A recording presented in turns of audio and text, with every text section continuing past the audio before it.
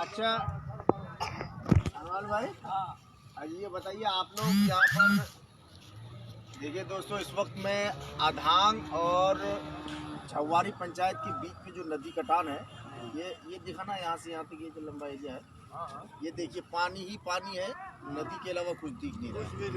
इसमें live telecast के जरिए ये आवाज़ आपके पूरे हिंदुस्तान में फैल रही है। ये बताइए कि अब तक ये आधांग पंचायत और झवारी पंचायत के बीच में ये नदी कटान है, लोग परेशान हैं, खाने से परेशान। वो देखिए मोटरसाइकिल वाले कैसे फंस रहे हैं। एक कश्ती से थोड़ा सा फिर टापू के पास दूसरी कश्ती, वो दिखाना बाबू उधर, एक कश्ती बड़ी है, फिर उसके बाद दूसरी कश्ती छोटी, यानी कि इधर बड़ी नदी के लिए बड़ी कश्ती और छोटी नदी के लिए छोटी कश्ती। अच्छा, आज थोड़ा सा आप लोग दूर हो जाइए, थोड़ा सा हट जाइए, पता नहीं नीचे न गिर जाए। ना नीचे नहीं गिरेंगे तो हम लोग का डर रहा है, ठिकाना नहीं डर भी नहीं। ये बताइए आप लोग के ये यहाँ से कितने घर अब तक कट गए होंगे? 100 घर कटा है समझ। वहाँ से जो है हाँ। ये समूचा लेकर के 100 घर जो है जी तबाह बर्बाद है। 100 घर तबाह बर्बाद। हाँ, तो आपके पास कोई प्रतिनिधि आए? कोई नहीं है, कोई नहीं तो ये जो घर कटा है कोई भी नहीं आता। नहीं, कोई नहीं। ये जो घर कट गया आप लोगों का, तो आप लोग को उसके मुआवजे में कुछ मिला? कुछ नहीं, कुछ भी नहीं। कुछ नहीं। तो आप लोग कहाँ रह रहे हैं? देखते हैं ये सब टेंट है, हम लोग यही रहते थे। अभी वही बोर्ड पर बना ये सब बना हुआ, इसी में टेंट लगा। ये टेंट है ना, हाँ। इसमें तिरपाल मार कर रहे थे।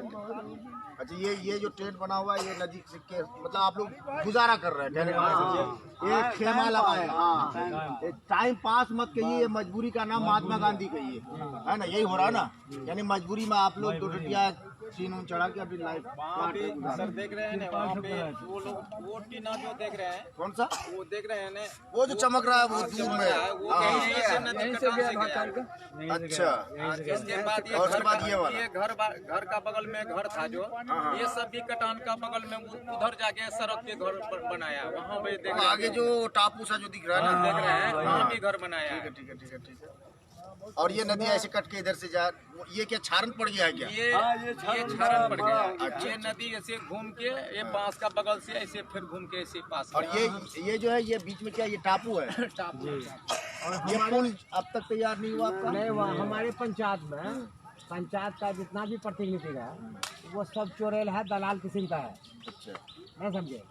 और इधर उधर करके वहाँ ऊपर से जो कैसे कैसे माल घींच करके वो इधर उधर पन्नी दे करके जो है जी, अच्छा, मामला उपयोग रहता है। सब माल जो है जी वो उन लोग जो मिलता है वो सब रख लेता है जो है। अच्छा, और जो है सवा जफर जो है वो तो बीजेपी का है। अच्छा। वो घुराक बोलता है कि मस्तान को कहिए, मस्तान क्या करता है। MP जो है जाकिर बना दी, उसको कहिए वो क्या करता है। मैंने ये जो है वो अपने तौर पे जो है उन लोगों को, उन्हीं लोगों का जो है बदनामी खाली निकलता है जो है। अच्छा,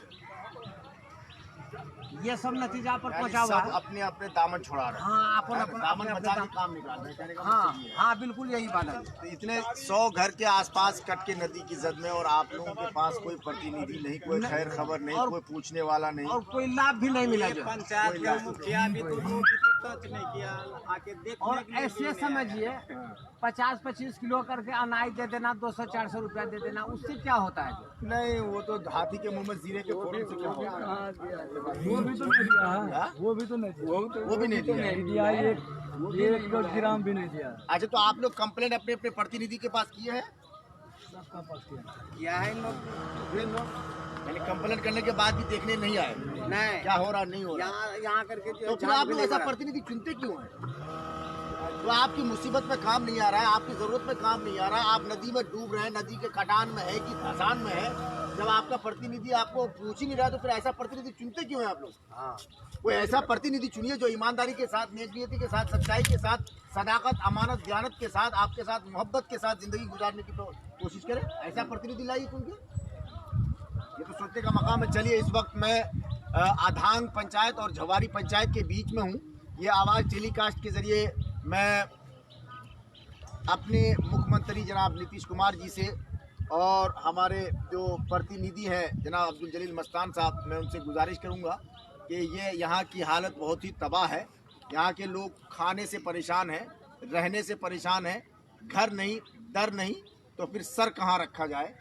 इस पोजीशन में लोग ज़िंदगी गुजार रहे हैं। आपसे मेरी गुजारिश है कि मेरी आवाज़ अगर आप तक पहुँच रही है तो इस आवाज़ को पर लब्बैक कहते हुए आप यहाँ आने की कोशिश कीजिए। हालत देखिए, क्या पोजीशन है, क्या ज़िंदगी, ये भी कोई ज़िंदगी है?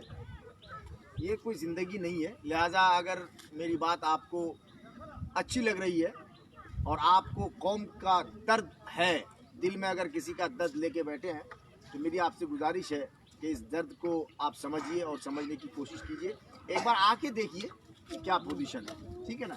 अब बाकी सवाल ये पैदा होता है, ये पुल बहुत दिनों से, ये तो नदी कटान का मामला है, ये पुल इतने दिनों से क्यों रुका है? 2013 में चालू हो गया। हाँ, क्यों रुका है? 2013 में चालू हुआ और अब तक ये क्यों नहीं बना? क्यों नहीं बना? 7 साल हो गए रेगुलर। वजह इसकी क्या है?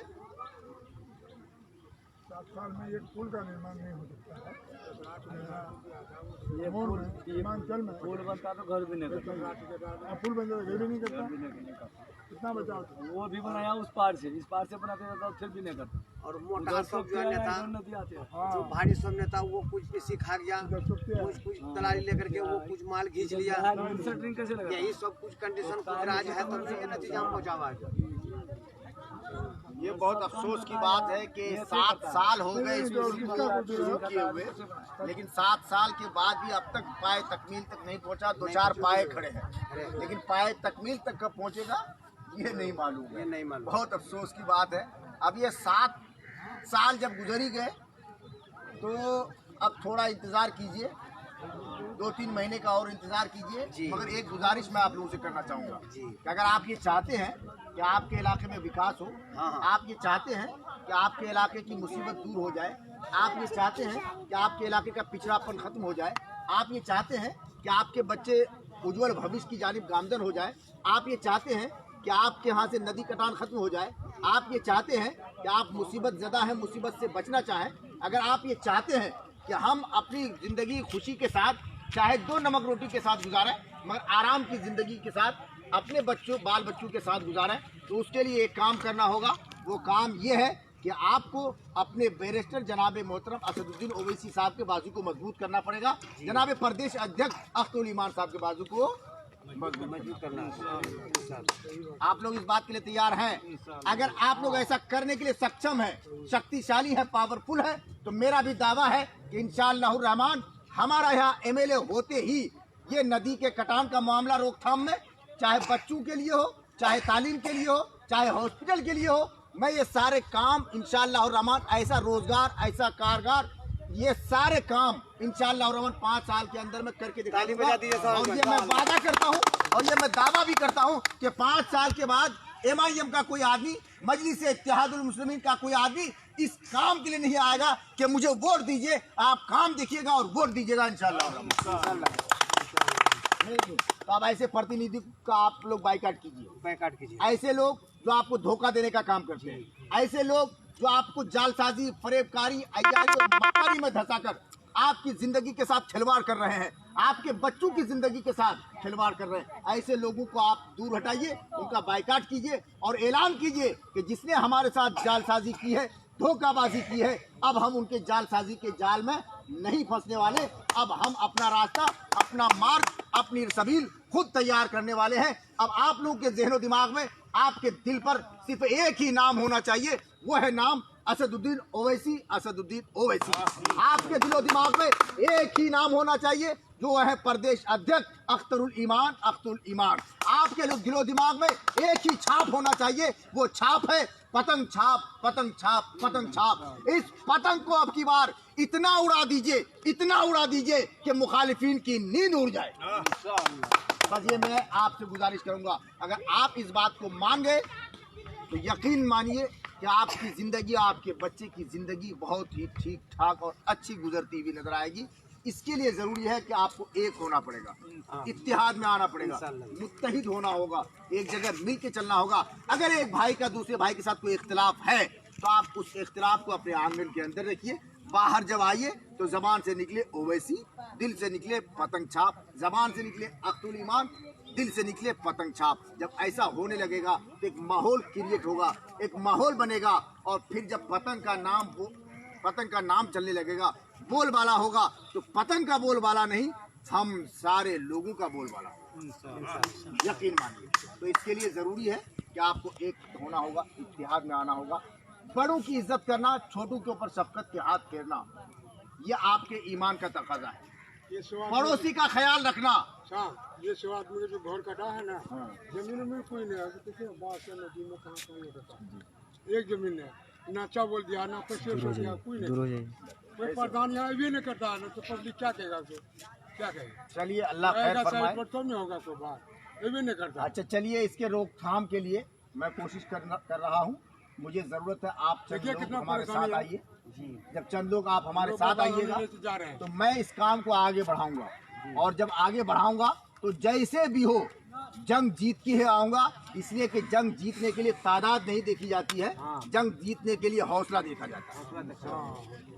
तो मेरे की नहीं, तो आप लोग मेरे साथ हैं? आप लोग वादा कीजिए और दावा कीजिए कि हम लोग अब की बार अपने साथ, अपने भाइयों के साथ, MIM के साथ रहेंगे और MIM के साथ रह करके जिंदगी गुजारेंगे, और सारा काम इलाके का MIM ही करेगा इंशाल्लाह। ठीक है, इजाजत दीजिए और इस बात को मत भूलिएगा। ठीक है।